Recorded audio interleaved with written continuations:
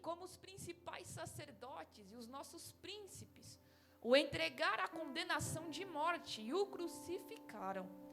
E nós esperávamos que fosse ele o que remisse a Israel. Mas agora, sobre tudo isso, e já hoje, o terceiro dia, desde que estas coisas aconteceram. Amém. Antes de se assentar, olhe para alguém que está do teu lado. Você vai liberar uma palavra profética. Olhe com autoridade, irmão, com autoridade. Olhe no olho dessa pessoa. Para quem é mais chique, olhe no globo ocular dela. E diga para ela, hoje é domingo. Fala aí para quem está na direita, para quem está na esquerda. Hoje é domingo. Tome seu assento, por gentileza. Glória a Deus, hoje é domingo. Queridos, eu louvo a Deus por esta manhã e esta oportunidade que Deus nos permite estar aqui. Em primeiro, para ter o privilégio de servi-lo, de adorá-lo e também de ter a oportunidade de mais uma vez pregar a sua palavra. Eu faço as mesmas palavras do apóstolo Paulo, porque dele, por ele e para ele são todas as coisas aqui esta manhã. Fico feliz também por pela primeira vez estar conhecendo esta casa de oração. Louvo a Deus pela vida do pastor Márcio. Eu vi lá no Facebook, é Márcio da Valquíria. E é Valquíria do Márcio. Pronto, amém. Deus os abençoe. Muito obrigado pela confiança, pelo convite. E gente, olha que negócio engraçado. Me indicaram para eles. Toda vez que eu prego numa igreja por indicação, eu me pergunto quem é mais corajoso. Quem indica ou quem aceita a indicação e convida.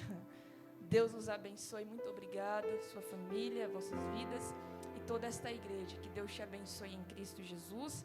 Trago saudações do meu pastor Luiz Melo, a toda a igreja e a todos os irmãos esta manhã. Queridos, eu tenho uma palavra que está queimando no meu coração há alguns dias. E eu peço por gentileza que você redobre a sua atenção. Não pretendo cansá-los esta manhã. Fique atento, porque se você perder aqui a linha de raciocínio, você não vai entender nada do que Deus quer falar com você. Quando nós abrimos a Bíblia em Lucas, se você ainda tiver com a sua Bíblia aberta, você vai observar que nós estamos falando do maior livro do Novo Testamento e também do maior evangelho e do evangelho mais completo. Lucas, ele está dedicando essa epístola a Teófilo. Está fazendo um tratado para um homem chamado Teófilo. E o objetivo de Lucas, ele está escrevendo para os gregos. Os gregos fazem parte dos gentios.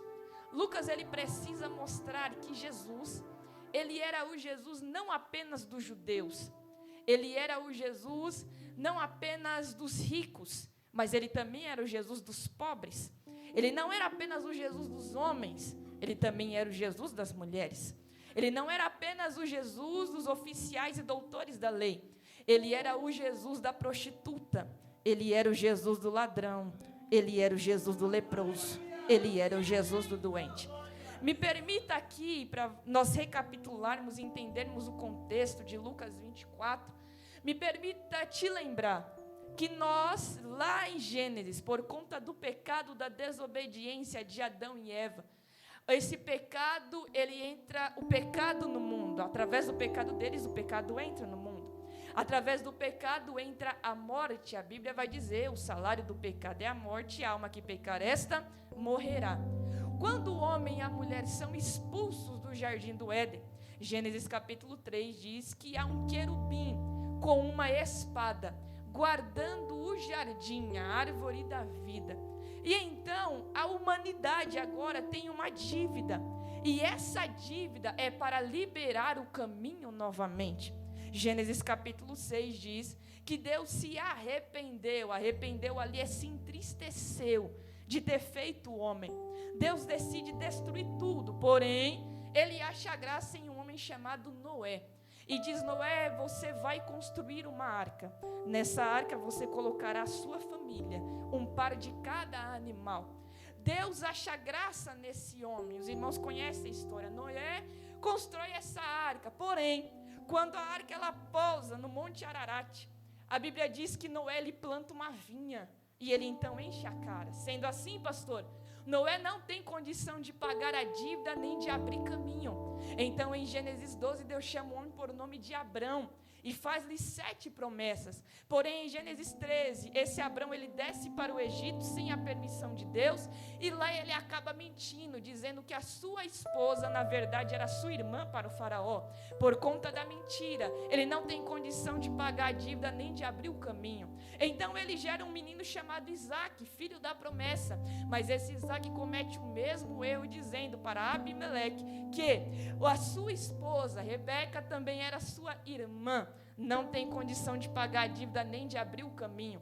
Então eles geram 2 filhos, o Esaú e o Jacó. Só que o Jacó, com a ajuda da mãe, engana o pai. Não tem condição de pagar a dívida nem de abrir o caminho. Esse Jacó, ele gera 12 filhos. Um desses filhos é José. José desce para o Egito, tem 2 filhos, Manassés e Efraim. Tem 12 tribos de Israel. Gênesis capítulo 1, versículo 5. Diz que essa nova geração está crescendo, se multiplicando, se fortalecendo no Egito.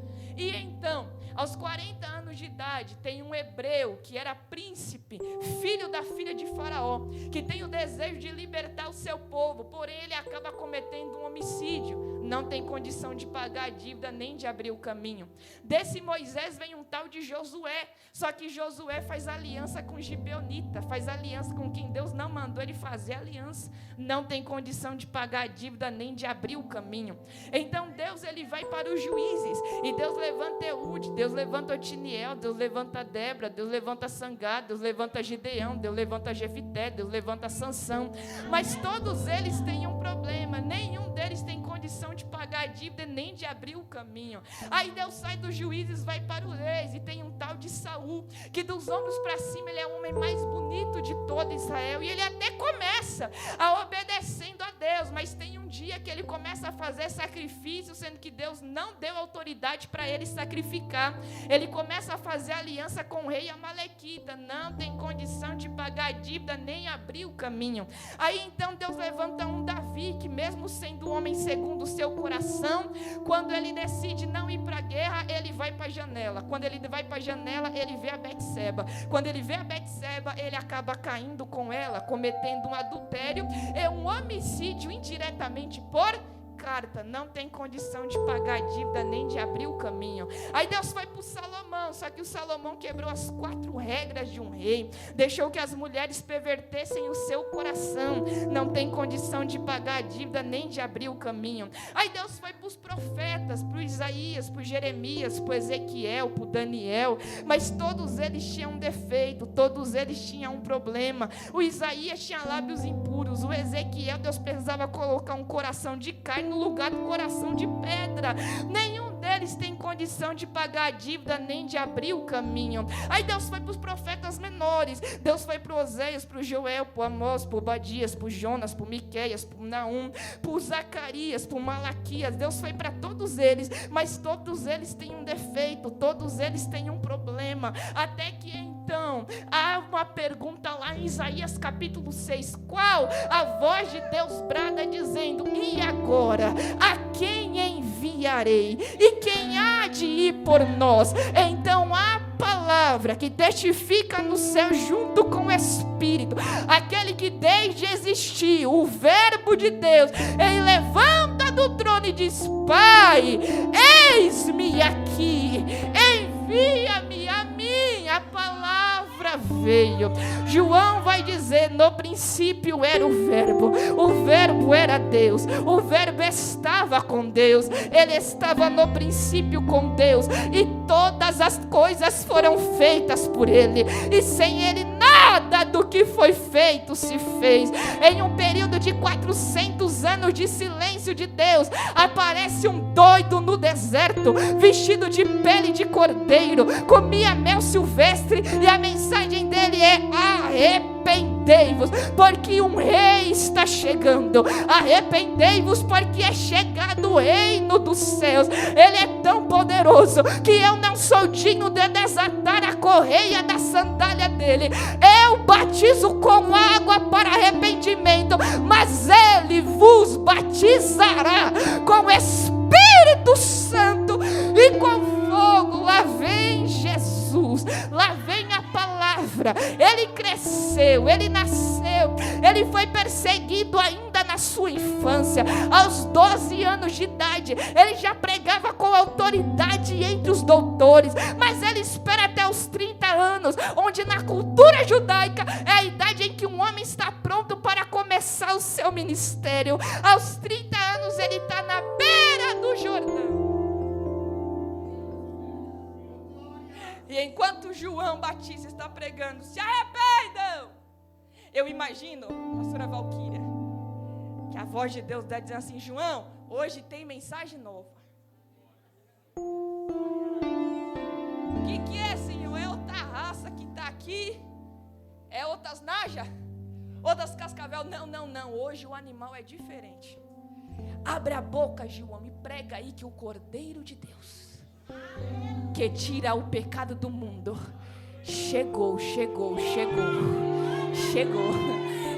no meio de vocês, chegou. O Cordeiro de Deus chega e fala: João, me batiza.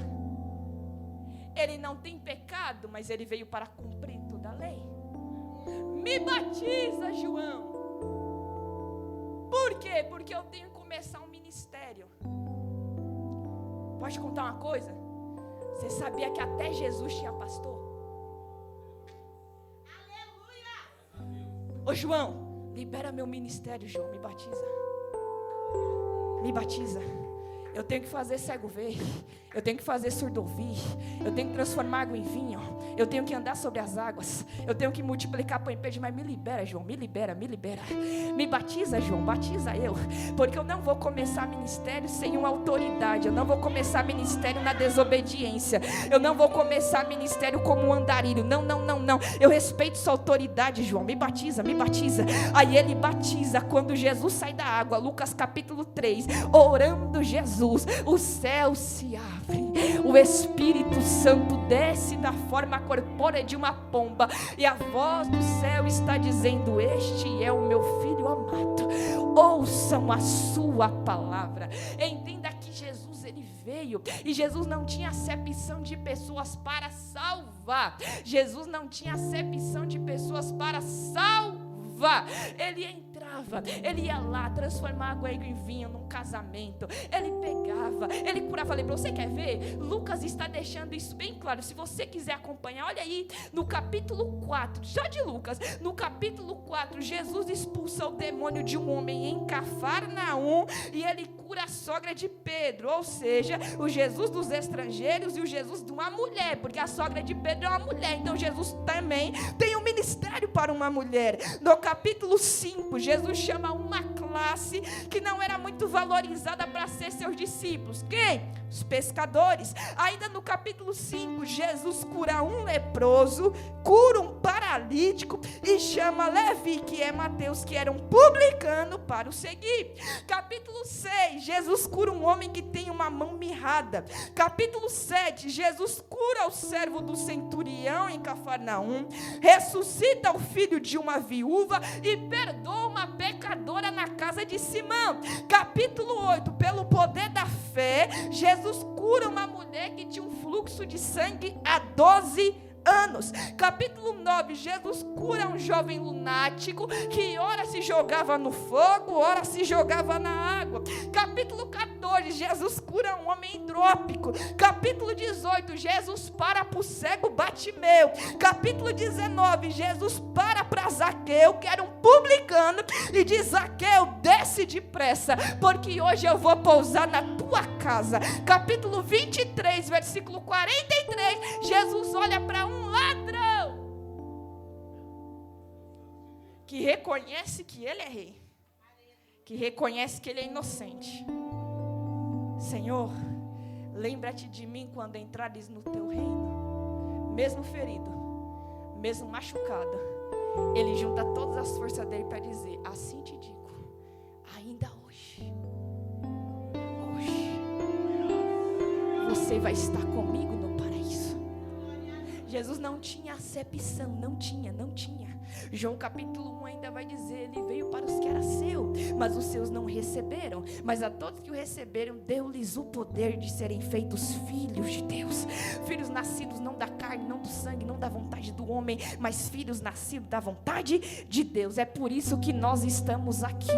Jesus, ele se importa com cada um de nós. Jesus se importa com quem tem dinheiro, com quem não tem dinheiro, com quem anda de carro, com quem anda a pé, com quem veio de metrô, com quem pegou trem, com quem pegou Uber. Jesus, ele é o Jesus dos homens, é o Jesus das mulheres, ele é o Jesus de quem aceitou ele hoje, é o Jesus de quem nasceu no berço, ele é o Jesus. Se você tem uma casa de 10 cômodos, ele é seu Jesus. Se você só tem uma casa de 1 cômodo e um banheiro, ele também entra lá. Ele entra onde ninguém entra, ele vai onde ninguém vai, ele traz salvação onde ninguém traz, ele anda sobre as águas, ele multiplica o pão, ele transforma a água em vinho, ele não tem problema. Ele toca no leproso porque ele não tem medo de se contagiar, é a lepra que sai, porque ele disse: o Espírito do Senhor está sobre mim, e ele me ungiu. Me ungiu para quê, Jesus? Ele me ungiu para evangelizar os pobres, ele me ungiu para curar os contritos de coração, ele me ungiu para proclamar a liberdade aos cativos, ele me ungiu para restaurar a vista dos cegos, ele me ungiu para pôr em liberdade os oprimidos,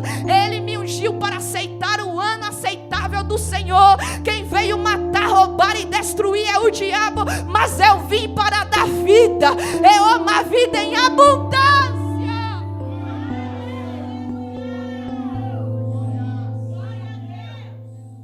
Ele veio para pagar a dívida, ele veio para dividir a história entre antes dele e depois dele.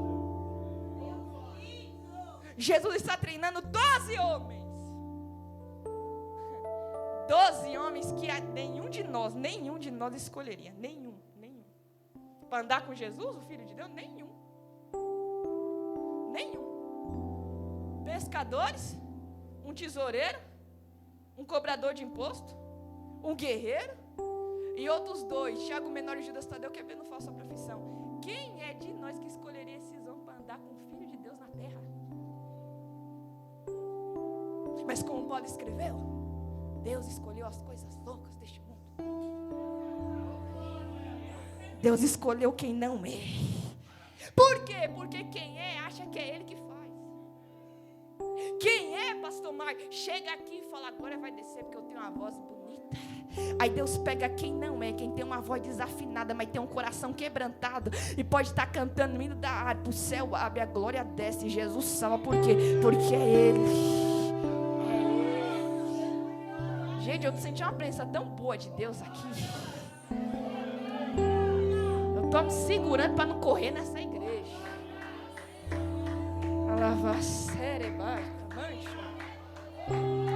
Fica ligado que eu estou sentindo o Espírito como uma brisa aqui hoje. Não é ventilador, ele está aqui como uma brisa aqui.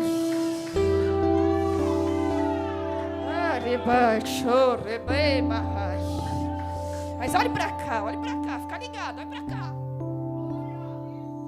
Jesus, ele veio para cumprir uma missão. E por 4 vezes Jesus falou para os 12: eu vou morrer. É necessário que nós vamos a Jerusalém e lá o Filho do Homem seja entregue aos principais sacerdotes. Vão bater nele, vão zombar dele, vão matar ele, mas ao 3º dia ele ressuscitará. Jesus disse: é necessário que a semente caia na terra e morra, para que possa haver frutos. Jesus nunca mentiu, nunca enganou ninguém. Ele falou: eu vou morrer, mas ao 3º dia eu vou ressuscitar. O capítulo 24 de Lucas que nós lemos, e preste atenção nisso. O texto começa dizendo: é o primeiro dia da semana. Você pode repetir? É o primeiro dia. Fala para quem está do teu lado: é o primeiro dia. Lucas capítulo 24 versículo 1 começa dizendo: é o primeiro dia da semana e é de manhã muito cedo. Algumas traduções estão dizendo: é de madrugada. As mulheres estão indo até o sepulcro para ungir o corpo de Jesus com especiarias. Note que as mulheres estão indo servir. As mulheres estão indo servir. cabeça delas, pastora Valquíria, Jesus está morto, Jesus está... Só que ele estando morto não impede de eu servir.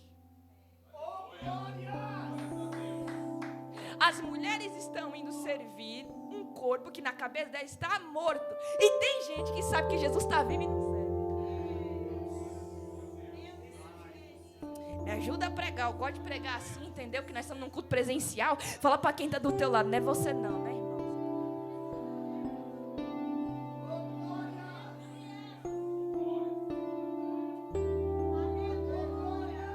Elas estão indo servir. Vai para cá, não presta atenção não, é para cá. Elas estão indo servir. Só que quando elas chegam lá, tem um anjo que olha para ela e fala: por que vocês estão procurando entre os mortos aquele que vive? Ele não está aqui, ele já ressuscitou. Eu vou repetir para ver quem está no culto. Ele não está aqui, ele esteve, não está mais, ele já ressuscitou. Irmão, isso é o maior motivo para a gente dar glória a Deus. Mesmo que Deus não faça mais nada na tua vida esse ano, é o maior motivo para você dar glória a Deus. Por quê? Porque se ele não tivesse ressuscitado, o cristianismo acabava ali. Se ele não tivesse ressuscitado, nós viveríamos uma mentira. Se ele não tivesse ressuscitado, os mártires teriam morrido por um engano. Paulo diz na sua carta em 1 aos Coríntios capítulo 15, se Jesus não tivesse ressuscitado, a nossa fé seria vã, a nossa pregação seria inútil, a nossa esperança seria vazia, o nosso testemunho seria falso, os nossos pecados não seriam perdoados e nós seríamos os mais infelizes entre os homens. Sabe o que diferencia o cristianismo de outras religiões? Buda morreu e está morto, Aristóteles morreu e está morto, Maomé morreu e permaneceu morto, Allan Kardec morreu e permaneceu morto, mas o nosso Jesus, ele morreu na sexta, foi no inferno no sábado e na manhã do domingo a pedra do sepulcro rolou. Não, eu vou melhorar para você dar uma glória a Deus. A pedra não impediu de Jesus sair do túmulo, o selo do governador não impediu de Jesus sair do túmulo, os guardas não impediram Jesus sair do túmulo. Você adora um Jesus que ele esteve morto, mas ele está vivo pelos séculos dos séculos. Alguém pode dar uma glória a Deus? Adore a Deus porque ele vive. Adore a Deus porque ele está vivo. Ele está vivo, ele está vivo. Ele está vivo, ele está vivo. Ele anda na igreja, ele fala com a igreja, ele abraça a igreja, ele levanta a igreja, ele toca na igreja. Adore a ele porque ele vive, ele reina, ele é santo, ele é Senhor. Adore. Ele está vivo. Mas aqui, ele vive, ele vive. Ele se apresenta a Maria Madalena como jardineiro. Pega essa linha de raciocínio. Avise para os meus irmãos e avise a Pedro que eu quero encontrar com eles na Galileia. Agora note. Isso é um contexto. Só que Lucas é o único que fala sobre isso. A partir do versículo 13 do capítulo 24, Lucas ele fala que naquele mesmo dia, naquele mesmo domingo, 2 homens vão andar 11 quilômetros, vão sair de Jerusalém para ir para Emaús. Ir para Emaús, deixar Jerusalém, é desistir de Jesus, é desistir do chamado, é desistir do propósito, é desistir do apostolado. Sair de Jerusalém é desistir. O que é que faz eles querer desistir? A dor, a frustração, a decepção. Note que o texto, note. Eles estão conversando entre si. Aí Jesus entra no caminho deles. Aquele que é o caminho, a verdade e a vida entra no caminho para mostrar o caminho. Para cá. Presta atenção nisso. Jesus entra como viajante, só que a Bíblia diz que os olhos dele estavam como que fechados, que eles não entendiam. Por quê? Porque a luz do mundo morreu na sexta-feira. Eles estão conversando e é notório que eles estão tristes, porque o próprio Jesus pergunta: por que vocês estão tristes? Por que vocês estão assim abatidos? Aí ele olha o Cleopas e fala assim: por acaso você é um peregrino? Você não está sabendo tudo que aconteceu em Jerusalém, não? Não, o que aconteceu? Jesus é fenomenal. O que aconteceu? Sobre Jesus o Nazareno. Olha o que a decepção, a frustração faz eles falarem.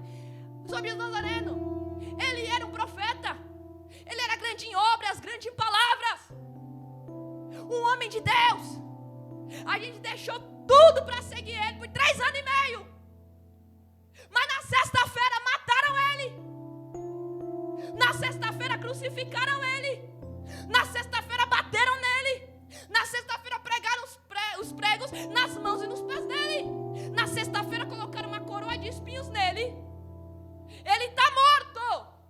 As mulheres até falaram essa manhã que ele ressuscitou, mas ele está morto. Olha o texto, versículo de número... Peraí que foi para 21 aqui, calma aí que nós chegamos lá. Versículo de número 21. Olha o que eles falam. Nós esperávamos que fosse ele quem havia de remir Israel. Mas hoje, mente, eles não vão dizer hoje é o primeiro dia. Eles vão dizer hoje é o terceiro dia que tudo isso aconteceu. Porque a vida está dizendo hoje é o primeiro dia. Mas a frustração está dizendo já faz 3 dias que mataram ele. Sabe o que eles estão dizendo? A gente está desistindo. Porque a gente vê ele andar sobre as águas, a gente vê ele curar enfermos, a gente vê ele expulsar demônios. A gente tinha uma expectativa nele. A gente acreditou nele. Mas agora ele morreu. Já faz 3 dias que mataram ele. E a gente está indo para Emaús. Entenda. Jesus poderia muito bem ter ressuscitado e falou: quem ficou, ficou. Quem partiu, partiu. Mas Jesus não perde ninguém. Jesus não perde ninguém. Jesus poderia ter deixado eles ir embora. Quer desistir, desista. Quer se render, se renda. Quer se entregar, se entrega. Quer se entregar ao luto, a dor, a tristeza? Fica aí. Eu vou ficar aqui com quem ficou. Não. Jesus, ele entra no caminho. Jesus vai andar 11 quilômetros só para dizer: eu não menti para você. E é isso que Deus me enviou aqui para me ministrar para alguém essa manhã. Deus me mandou aqui para dizer: hoje é domingo. Porque tem gente, pastor, que está no domingo, mas a mente está presa na cesta da dor, na cesta do chicote do Azorraque, na cesta da traição do Judas, na cesta da negação de Pedro. Quem não está preso na cesta da dor, está preso no sábado do silêncio. Porque ele morre na sexta e o corpo dele é retirado ainda na sexta por conta da festa da Páscoa. No sábado é a primeira vez em 3 anos e meio que eles acordam sem Jesus. Consegue imaginar como está o coração deles? A mente deles? Tudo que aconteceu. O sábado do silêncio é o primeiro sábado que eles não ouvem Jesus dizendo: vamos pregar nas aldeias vizinhas hoje. É o primeiro sábado que eles não acordaram e ouviram Jesus dizendo: quem é que tem alguma coisa aí para me multiplicar? É a primeira vez em 3 anos e meio que eles acordam e Jesus não está ensinando ninguém a orar hoje. E é isso que a dor quer fazer com a gente. É domingo, mas ela quer travar você na sexta. É domingo, mas ela quer travar você no sábado. É domingo, e em vez de você entender, hoje é o primeiro dia. Hoje é o novo tempo, é um novo momento, é uma nova história. É um dia de mudança, é um dia de milagre, é um dia de transformação. A dor está dizendo, já faz 3 dias que te magoaram, já faz 3 dias que te caluniaram, já faz 3 dias que te invejaram, já faz 3 dias que você está dentro desse quarto e a depressão está te pegando, já faz 3 dias que a ansiedade está dizendo, olha como estão as coisas, Deus não está com você coisa nenhuma, porque se Deus estivesse no controle, as coisas não estariam como está no nosso país. A dor quer te prender na sexta, a dor quer te prender no sábado, mas Deus não deixou eu dormir essa noite para te dizer, hoje é domingo, hoje é domingo, eu não vou perder você, eu entro no teu caminho, eu ando o que precisa andar, eu caminho o que precisar que caminha. Sabe a questão de estar recalculando a rota? Sabe quando você pega o endereço no GPS e às vezes você entra numa rua errada e aí o GPS já coloca você na rota de novo? É Jesus te dizendo, a tua dor está te fazendo ir para Emaús, mas eu entro no teu caminho para dizer, é manhã de voltar para Jerusalém. Aleluia, manhã de voltar para Jerusalém. Quando eles falam, nós esperávamos, mas já faz 3 dias que mataram ele, Jesus vai dizer, honestos de coração. Vocês não leram as escrituras? Tudo que Moisés falou, tudo que os profetas, vocês não leram? Que era tudo isso necessário acontecer para se cumprisse a lei. Olha o texto, gente, olha o texto, versículo de número 25. Então disse ele, ó tolos e tardos de coração, para credes em tudo que os profetas falaram. Não convinha que o Cristo sofresse pelas essas coisas e entrasse na sua glória. Versículo 27. E começando por Moisés e por todos os profetas, explicou todas as escrituras, para não perder você.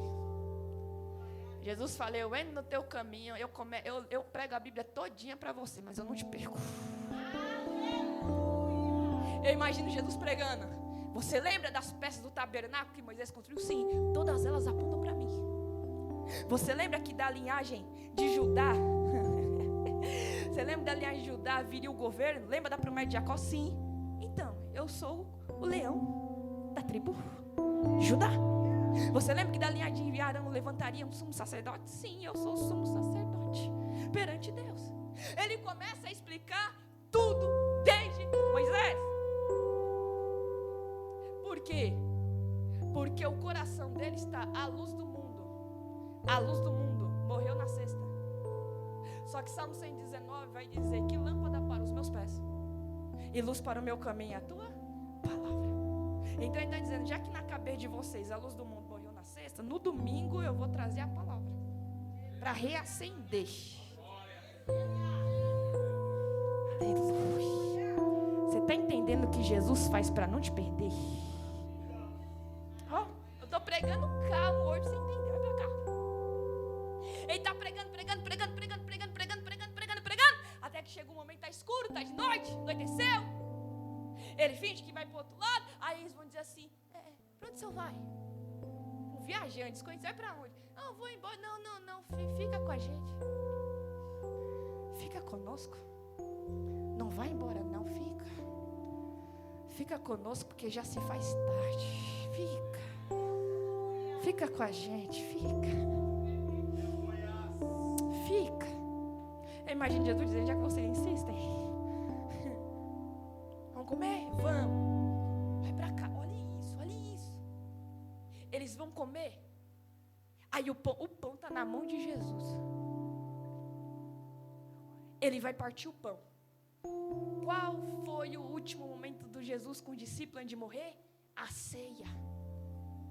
Sabe o que Jesus vai fazer? Jesus vai repetir a cena para dizer, você pode ter esquecido, mas eu não esqueci. Aleluia.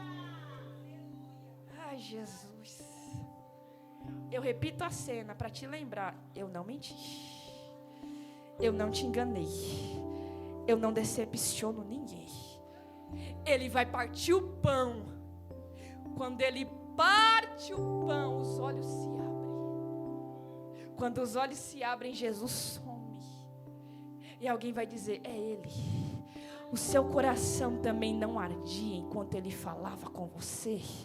Porque a palavra dele não entrou aqui e saiu por aqui. A palavra dele entrou aqui, desceu para cá, irmão. E quando Jesus fala, o coração queima. Pastor Márcio, está de noite, está escuro. Mas quando eles entendem é Jesus, eles se levantam e dizem: é uma noite de voltar para Jerusalém. Eles não querem saber se está noite, se está escuro, se está perigoso, se ele já andou do quilômetro. Não, eles precisam dizer: é noite de voltar para Jerusalém. A gente anda de novo, a gente precisa anunciar que ele está vivo, que ele apareceu, que ele não mentiu para ninguém, ele não enganou ninguém, ele é fiel, ele é verdadeiro. Eles voltam para lá. Jesus não está perdendo ninguém. Vai para cá. Jesus já falou com a Maria Madalena no jardim, resolveu a questão das mulheres. Jesus já falou com os dois no caminho de Emaús, já resolveu. Só que tem um outro também que estava meio perdido. Quem? O Pedro. Porque o texto vai dizer que quando as mulheres falam para os discípulos: Jesus vive, o Pedro e o João foram correndo até o sepulcro para ver se era mesmo. O Pedro, está no texto, o Pedro até viu os lençóis tudo enroladinho. Jesus não estava lá. Agora vem para cá. Quando o Pedro vê que só estavam os lençóis, o corpo de Jesus não estava, sabe o que Pedro faz? João capítulo 21, versículo 3. Pedro falou: vou pescar.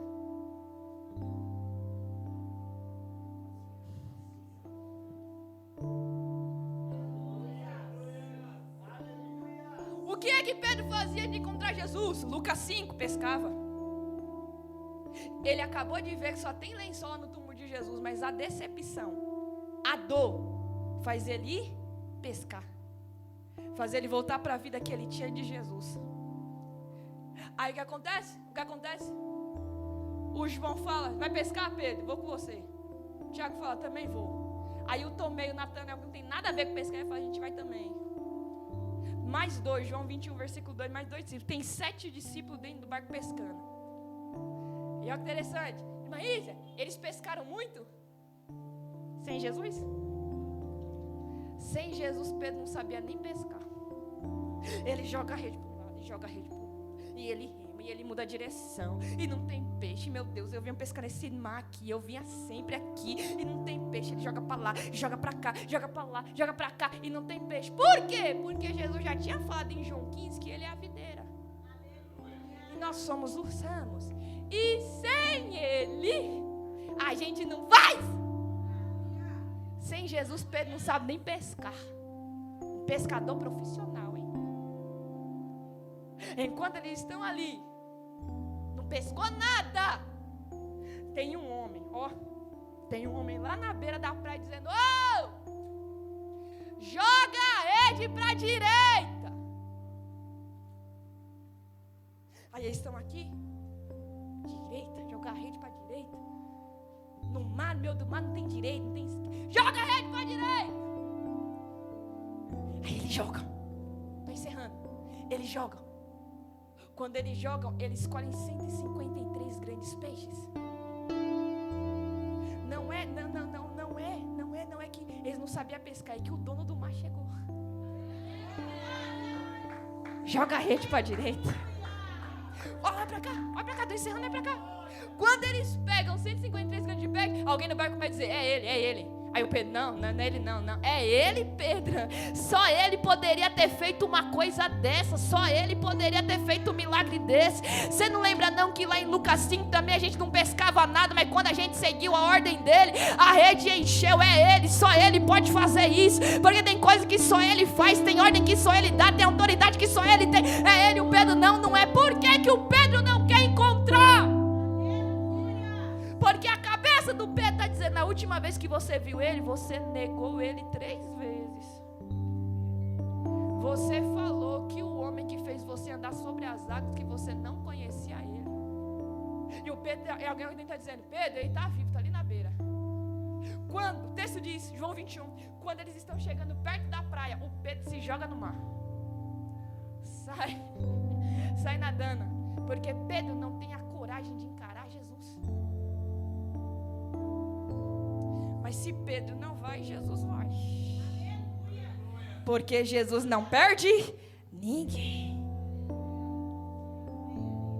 O texto diz, vai pra cá, estou encerrando agora. Que quando ele chega, Jesus está com uma fogueira acesa, pão e peixe. Quem está com peixe? Quem está com peixe? Quem está com pão? Quem acendeu fogo? Então no culto quem dá a palavra? O culto é para quem? E quem manda o fogo? Pronto. Que você não ouve o que você quer. Glória a Deus. Que o culto não é para vocês. Aqui se você pegar o microfone ou não, a glória é para Deus do mesmo jeito. Abaixa a bola. A glória não é tua, a glória não é minha, a glória não é o pastor, a glória é de Deus. Quem faz é Deus. Aqui não tem estrelinha, aqui não tem quem faz e quem acontece, quem quebra tudo. Não, meu filho. Aqui só tem o sol da justiça que é digno de ser adorado. Jesus acendeu a fogueira, ó. Enquanto para os dois discípulos no caminho de Emaús, Jesus partiu o pão, para Pedro, Jesus acendeu uma fogueira. Por quê? Porque Pedro estava numa fogueira na noite que ele negou. Só que a fogueira da negação, quem acendeu foi o homem. Essa aqui, quem acendeu foi Jesus. Me permita conjecturar pelo que o texto fala. Tenta imaginar comigo uma noite, Jesus com 6 discípulos. O Pedro pediu alguém para a capa dele, porque ele está com frio. Só que você sabe como é crente quando está com fome? Tem um pãozinho, um peixinho ali na fogueira. E eu estou com fome. E tá noite. Um pãozinho, um peixinho, uma coisa muito de Deus. Glória a Deus. Né? A gente gosta de comer, a gente é crente. Crente que não gosta de comer, até estranho ser crente mesmo. Mas eu imagino, pastor, que na cabeça de Pedro está assim: Jesus está intertido com os outros 6. Se eu for lá e pegar um pão rapidinho, ele nem vai notar, ele nem vai reparar. É coisa rápida, é pegar e voltar. Aí eu imagino o Pedro chegando lá, quando ele vai pegar o pão, Jesus para tudo, olha para ele e fala: Pedro, ô Pedro, você me ama? Aí eu vou para o original, porque no original está escrito assim, Pedro vai falar assim: ô Senhor, eu gosto do Senhor. Tá bom, Pedro, apacenta as minhas ovelhinhas. Eu imagino que o Pedro está mais ali, né? O coração está meio acelerado, mas ele não falou nada, ele não lembrou de nada. Será que ele esqueceu? Será que ele não esqueceu? Então eu vou pegar mais um pão ali, porque ele já perguntou, não vai perguntar mais nada. Quando o Pedro vai pegar a segunda vez, Jesus olha para ele e fala: Pedro, você me ama? Senhor, eu gosto muito do Senhor. Tá bom, Pedro, apacenta as minhas ovelhas. Os irmãos conhecem a história. Talvez Pedro estava mais à vontade, mais tranquilo. Quando ele vai pegar a terceira vez, Jesus fala: Pedro, você me ama? Na fogueira dos homens você mentiu. Você vai mentir na minha também, Pedro?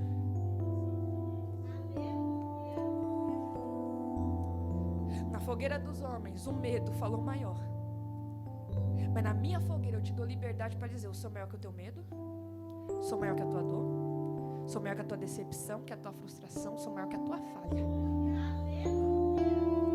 Pedro, eu preciso saber se você me ama. Por quê? Porque eu te fiz uma promessa em Mateus 16 que as portas do inferno não prevaleceriam. Eu preciso saber se você me ama, porque se você me amar, você vai saber cuidar da minha igreja. Aí a Bíblia diz que Pedro se entristeceu, porque ele lembrou. Aí o original fala: Senhor, o Senhor sabe de tudo. E o Senhor sabe que eu te amo. Eu falhei, mas eu te amo. Eu errei, mas eu te amo. Eu neguei, mas o Senhor sabe que no fundo do meu coração eu te amo. O Senhor vai me condenar? Não, Pedro, eu vou te promover. Apacenta as minhas ovelhas. Com a permissão do pastor, você pode ficar de pé. Eu parava agora, o cansaço me atingiu e eu desacelerei.